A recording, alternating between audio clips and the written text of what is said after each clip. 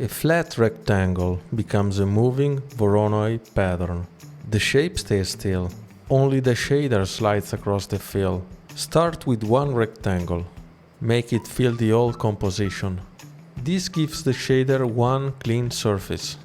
Add a Voronoi shader to the fill. Now the flat color becomes cells. Make the cells larger and easier to read. Soften the corners without losing the cell shape. Remove the outlines for a cleaner fill. Separate the cells with stronger colors.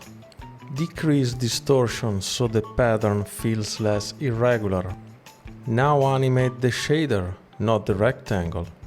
Offset moves the pattern inside the fill.